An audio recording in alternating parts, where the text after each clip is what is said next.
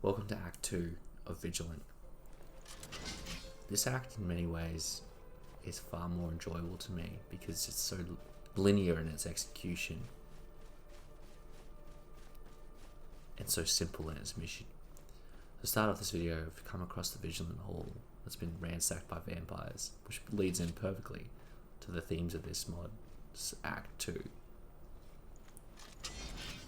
So role-playing as a Vigilant character, this makes me really bad. I'm really angry now. I'm gonna get some revenge, which kicks us off to Windhelm, where the steward there requires our assistance.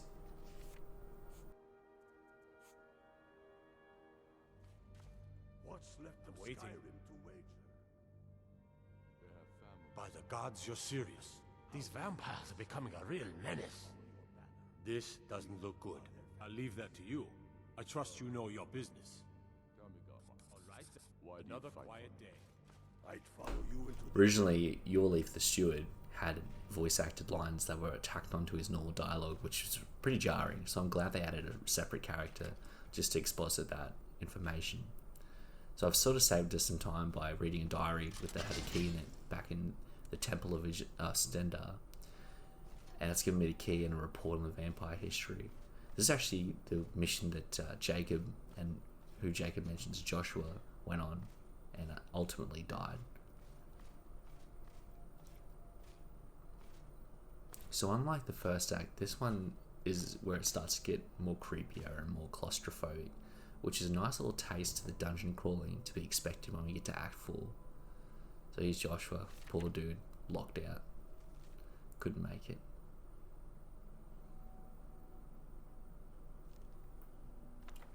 So it mentions a woman that's following them and shit that they can't escape. So this should give us an indication as to what the major danger is in this dungeon. Now, fortunately, between Acts 1 and 2, I've power leveled some equipment and whatnot, so I can light the way with my flaming sword rather than carrying a torch in a separate hand. Makes it quite hard in a two-handed build to carry a torch. Just constantly swapping back and forth. So this just alleviates that issue. But it makes killing skills very, very annoying.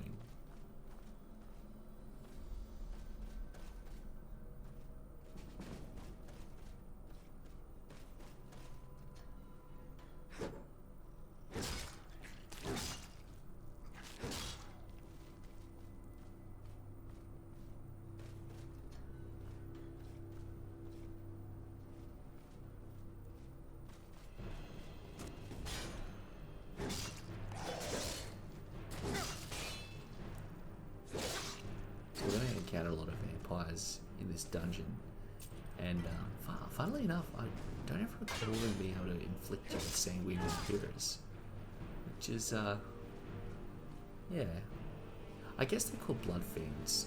They're not explicitly vampires. That's the best way I can justify it, because technically we're coming in to deal with a blood curse, but we don't exactly know it's that. So I'm pretty sure it's actually not vampires we're fighting, but blood curse demons of some description. They have very vampiric vibes. Could be wrong though.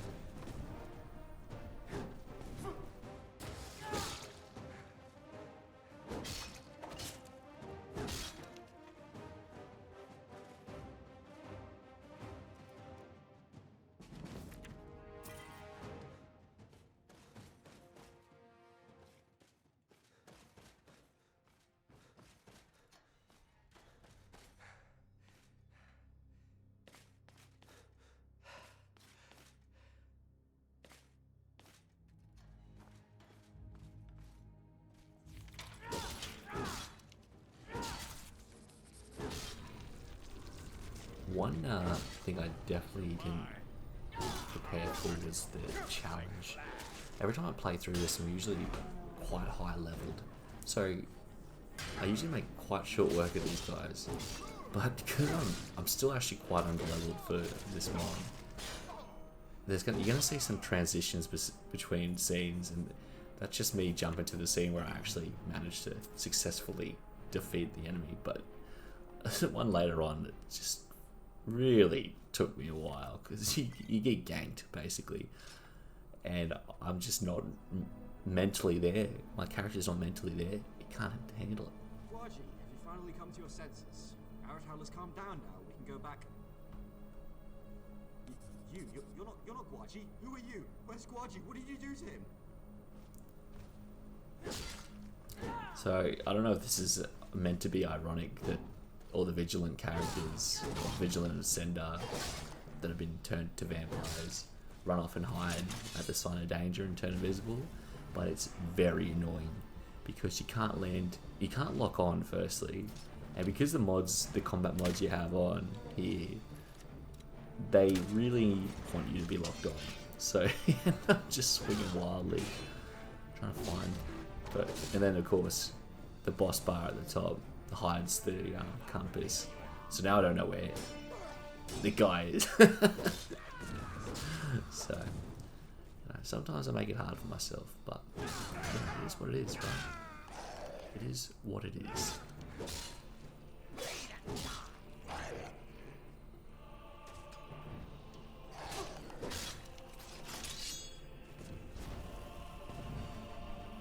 I think this is the realization I can't find him.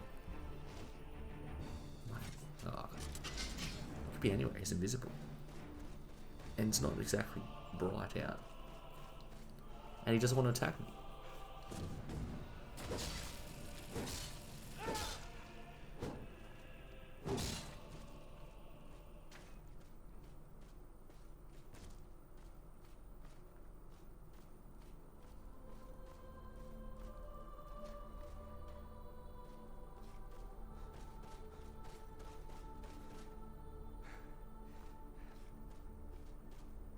Honestly, the most challenging part of it is this mod is trying to find an invisible guy.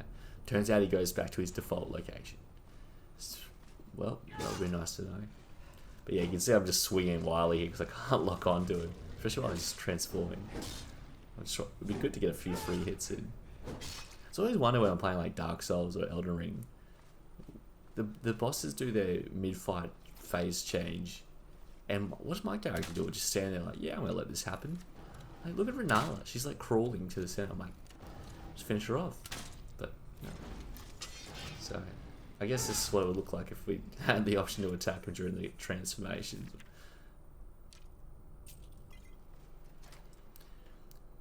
So now this is where the mod opens up and becomes quite epic, to say the least. You're walk into the old underground Windhelm. Now, I don't know if this is in the lore, but if it's, well, let's not count ESO because that's not written by Bethesda. But I think it's quite cool that this city exists, and kind of wish there was a recreated normal version full of not monsters trying to kill me.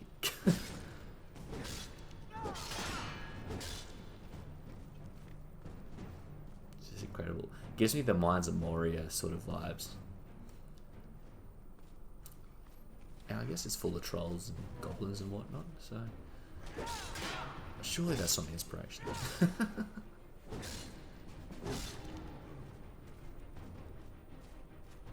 A lot of enemies in Skyrim are pretty weak to fire damage, so having a weapon enchanted with fire is pretty good. Shock, that's just broken. But yeah, fire I find the most enjoyable element.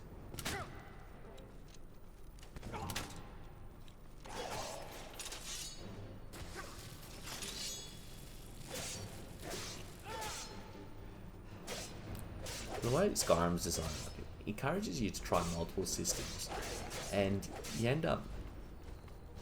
I kind of like running with just the bare minimum equipment because I've got the visible favorite mod. So any armor, any weapons you pick up, you can display on your character as long as it's not the same type of weapon. And you know, if I'm switching to magic to heal, I'm not going to be walking around with like unarmed. So now I have to get a one-handed weapon and train that up. And yeah, so the cheeky Bethesda forced me to try multiple playstyles in one gameplay.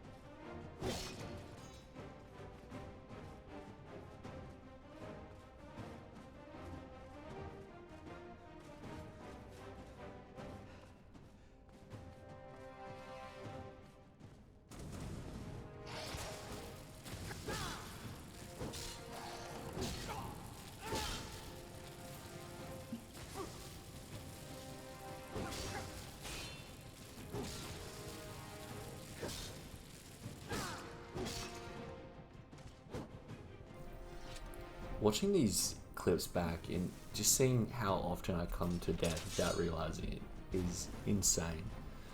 It's like, best way I can describe it is like when you're driving a car, and your car, and the fuel light comes on, and you're like, nah, I know my capacity, I know how much I got left. I don't know, it just seems instinctual at this point that I can tell like how many hits I can take. And I'm already hitting like restart as soon as I like miss an attack or whatnot because I've just utterly failed. So stealth in this game is quite interesting because it's very broken. The one problem I have with stealth though, and it's fine that it's broken because that makes sense, right? This dude's standing there with his guard down and you fling an arrow through his face or come behind us to his throat. Yeah, they should die in one hit. Like, I think that's pretty balanced to be honest. You know, but problem with stealth is it's just so slow. Like, to get around, sneaking everywhere, it's just ridiculous. It's not fun. I love sprinting through with a big sword. I think I've said this before. I love a big sword, and I mean, look at this. Clearly, I'm overmatched here, but balls, I'm just taking him down. This may have been my second attempt, but it doesn't matter because you don't know that. You didn't see it. You didn't see me die.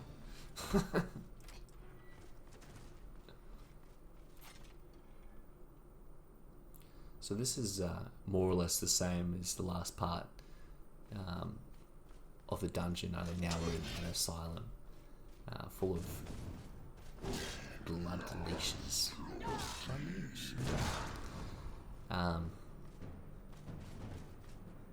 Surprisingly, we're actually pretty close to finishing this quest mod.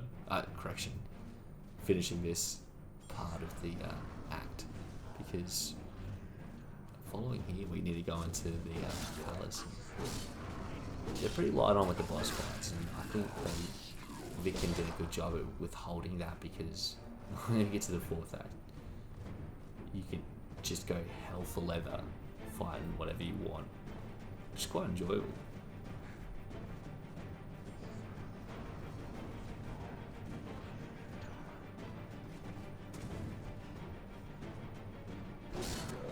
I don't know what one I downloaded, but any like Dragon Priest-esque creatures that utilize the same attack animations summon this like water burst that blows up underneath you and follows you, and they just seem to lock onto you. This is a bad time for you to be here. Jericho can return at any moment. So this fight right here is the definition of a gank, and my armor and my level is so low that this dude with the greatsword that I can't lock onto can one-shot me if he power attacks, or two-shots me if he just hits me normally. So I'm pretty hesitant.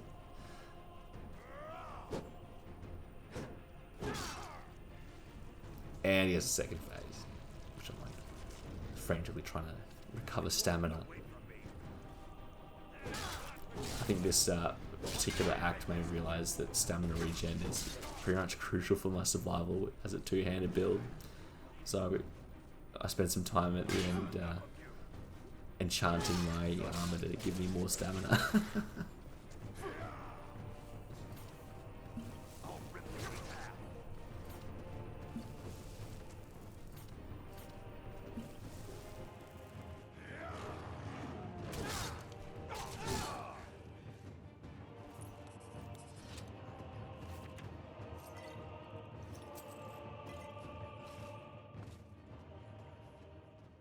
It was her. She was here. The Blood Matron. We fought her, but we were powerless. We couldn't do anything. Those of us who survived were forced to drink her blood and were turned into vampires. I want you to kill me. I want to die before I become a bloodthirsty monster. Thank you. Do it quickly. I don't know how much longer I can resist the thirst.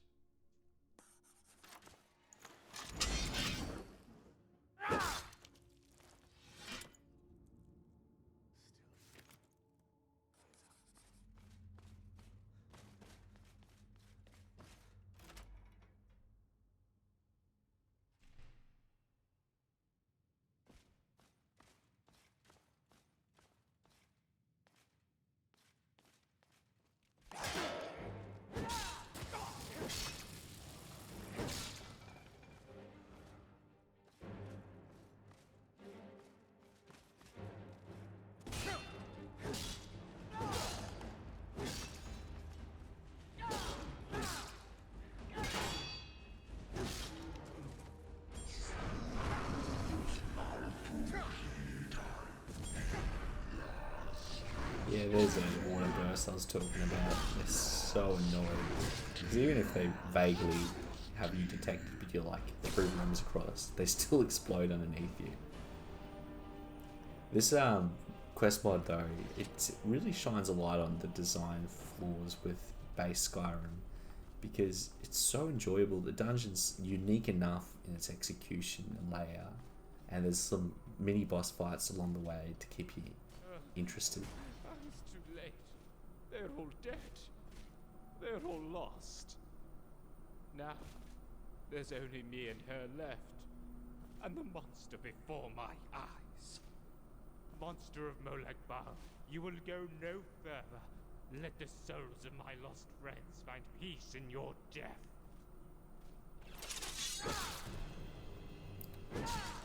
So the reason I was so keen to get into this is because as soon as he darts away, he goes invisible, and then he hits like a freight train. As you can see, I almost got one shot there. So it's just best to boss rush them, right? Just smash them down before they can smash you down. This note's basically just talking about how they all had to give in to the Blood Matron because they had no choice. They were stuck there. So it was either die or have eternal life. So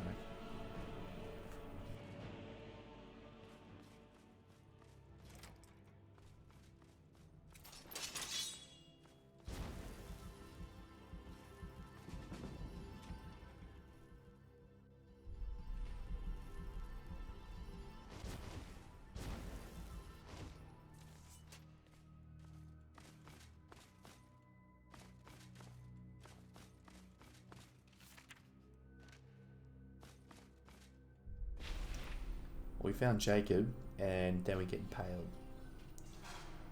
So I don't believe our character actually dies here. It's more metaphorical, as in we're entering LeMay's dream. What's wrong? Oh, let's move on. The sun is setting. Where are we going? Don't you remember? We're going to my father's castle. Have you forgotten him too? You've already met before. So the pieces have all come together now. LeMay Baofei was the first vampire, and this quest in its entirety revolves around that interaction that made her a vampire to start with, because that more or less was Molag Bal's attempt to spit in the face of the Aedra by cheating death and creating vampires. So it's quite interesting that this is the act that he gets introduced to. It's almost like the first act is just a little nibble into the corruption of Molag Bal, and then we get to this act and it's like, right, now you're in for it. This is what we're focusing on. Each act has its own little story arc, which I quite enjoy, but the overarching story, as Ayla describes, is more or less a love story, and we have to try to get the good ending. What's wrong? Oh, let's move on. The sun is setting. Because right then we just walk past that tree with the nameless bard, which is a recurring character, and now LeMay's vanished, and it's getting very sinister. Almost like a descent down the rabbit hole, Alice in Wonderland.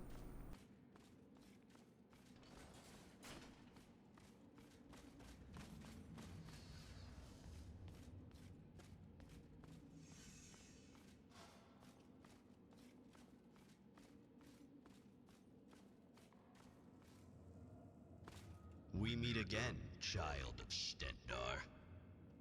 Molag Bal welcomes you. Don't you want to be with this girl forever? Her happiness is the will of Stendarr, too. There is no need to abandon your faith. Just take heart and go on. Nothing more is needed. There is no reason to hesitate, is there? You know this. Go on. Come on, Let's go. Everyone will be happy for us. Your eyes, so cold. You're just like him. Will you answer my love with a dagger to the heart too? You can't run from me. I won't let you. You will come with me even if I have to tear you to pieces first.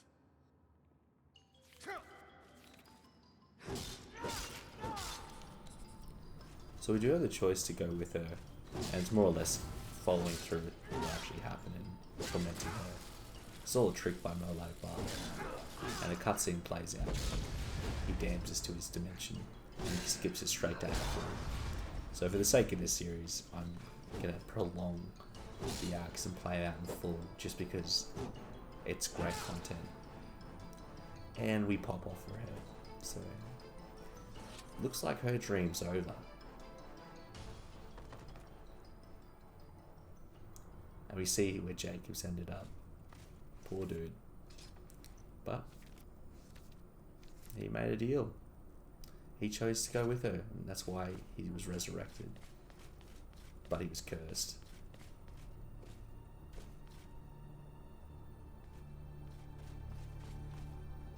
Rise, LeMay. Rise and sink your fangs into the flesh of this mortal. So Molag's going to I will resurrect let you dream LeMay again. infinitely, now that she's owned by him. So the dagger that we collect off her body is the key here to expel the curse.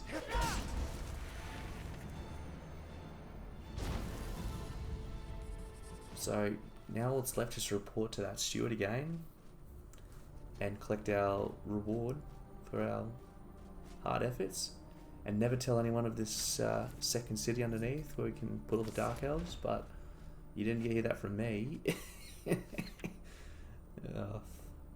Yes, I do hate the Dark Elves. It still cracks me up, that one. But we do have some unfinished business. If you recall in the last video, we did some unspeakable things to a mother and a daughter, and their father by extension. This was all due to manipulation by that Hagraven. They say the college has been So I think we should go back and pay her a Good job. visit. I knew I gave the mission to the right person. Here's a reward. Also, your kind passed through the city. I've sent some men to the temple. I can always count on you, can't I? Divines watch over you. If he's not with us, he's against us. He knows that. They all know that.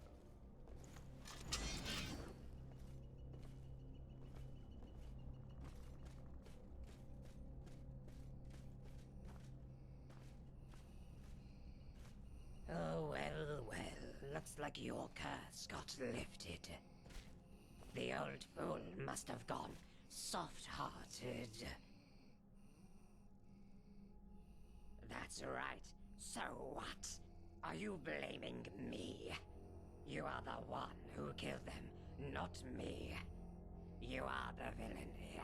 I just watched as promised, and perhaps made the fog a bit thicker. Though I could spare myself the latter, thanks to the old fool. Now that's hard to say. I dance with another every day. I play hard to get. Haven't you had enough of killing a woman and her child, your own friend? And your bloodlust is still not sated. Now you want to kill a poor old woman too? Well, go ahead. Try. You will die lamenting your own weakness.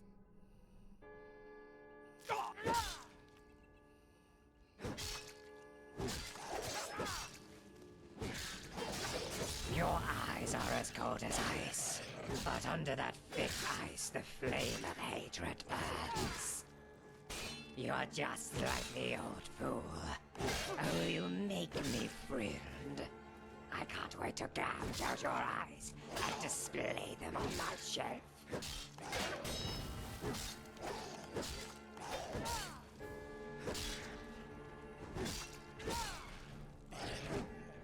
If not for you, this family would still be alive.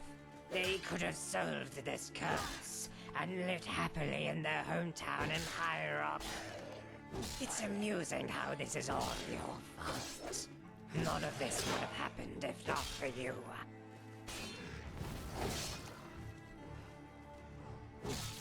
Do you still believe in the old fool? Has there ever been any righteousness in the world? Even if it ever has been, then why would the innocent suffer and the wicked prosper?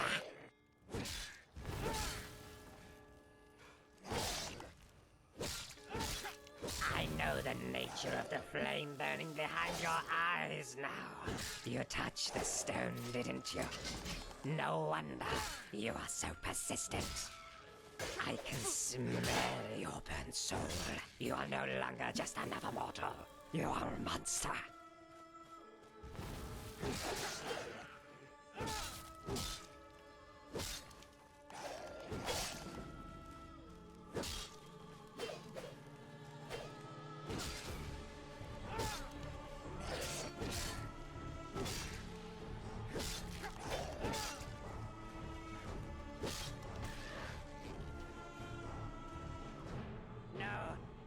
Mercy.